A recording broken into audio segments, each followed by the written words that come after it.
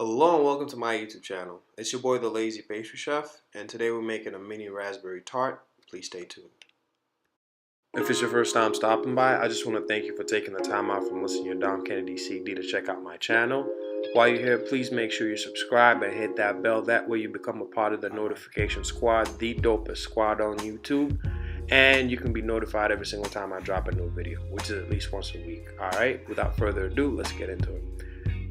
To get going, we'll gather the ingredients for the tart shell. For that, you'll need some sugar. I cracked some eggs, which I combined with some vanilla extract. You'll need some cocoa powder. You'll also need some butter that has been sitting at room temperature. I then also combined some baking powder, some salt, and all-purpose flour, and put it aside in a bowl. To get going, we'll start off by creaming the butter and the sugar in a mixer using a paddle attachment. And you want to keep whipping this until it turns nice and fluffy. When you're creaming the butter, you want to make sure you scrape the sides of the bowl. That way everything is evenly incorporated. I then added the eggs and the vanilla extract to the butter mixture and whipped this until it turned nice and fluffy again. While the butter was whipping, I combined the cocoa powder to the rest of the dry ingredients using a spatula. The reason I'm not using a whisk is that you do not want everything to like splash all over you. So this is just kind of like a preventative measure, to keep your workspace a little bit neat.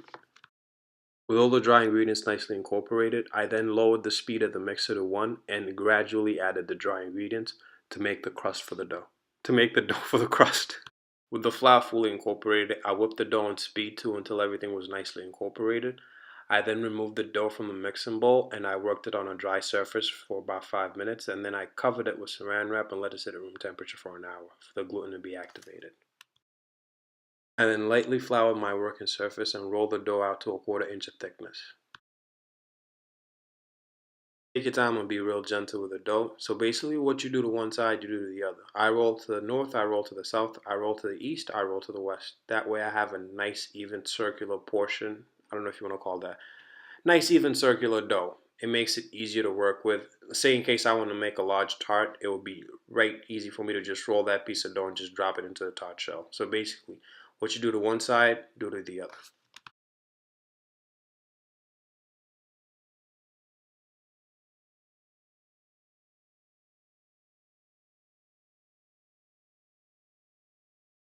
Once I got done rolling out the dough using a cookie cutter, I cut up pieces of the dough and then I scooped up those pieces using a spatula and dropped them into the tart shell. Now you want to be careful when you're doing this because you don't want to rip your dough, and you want to make sure you firmly press the sides of the dough onto the walls of the tart shell. That way you establish a firm base for the dough basically. That way the walls do not fall in once you start baking the tart. And once you're done doing this, you want to get a paring knife and gently cut off the excess dough and pop these in the refrigerator or freezer for about an hour just for it to set.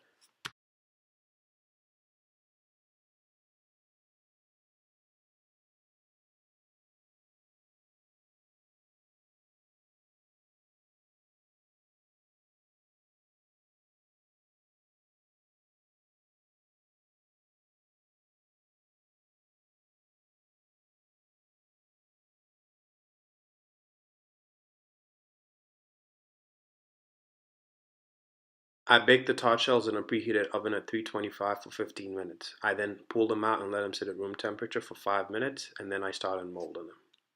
Using a zester, I gently smoothed off the edges of the tart shell, and then I set them aside and started working on the raspberry filling. To make the raspberry filling, I cooked off some fresh raspberries with a little bit of raspberry liqueur until it turned to a puree consistency, and then I set it aside in the refrigerator. What I'm doing right now is whipping up some heavy cream with a little bit of mascarpone to fill my tarts.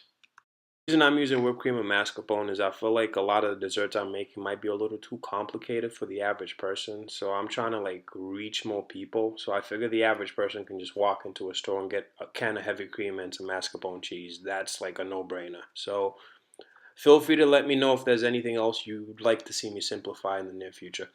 Alrighty, I filled the tarts with the raspberry filling, and what you see me doing right now is scooping up the mascarpone and the heavy cream that I whipped up earlier, and kind of just scooping it on top of the tart and making sure I smooth out the top surface. I got these little gold, I don't know what you might call it, little gold plates, I guess, that I got off Amazon that work great with dessert presentation. So I scooped off a little bit of whipped cream and smeared it on the bottom. That way the tart does not dance around when I'm trying to decorate it. Alrighty, I garnished the tarts with some fresh raspberries and dusted off a little bit of powdered sugar, and that was all. Beautiful people, as much as I enjoy spending this time with y'all, I gotta get up out of here. It's Sunday, it's my only day off, and I'm gonna try to enjoy it. Please feel free to follow me on IG to see me, my day-to-day life as a pastry chef, I guess, if you're interested in that kind of stuff. If it's your first time stopping by here, I can't thank you enough for taking the time out to check out my channel. To all my old subscribers, it's peace and love. You guys know what it is. Thank you so much. As usual, it's your boy, the Lazy Pastry Chef. I'm out.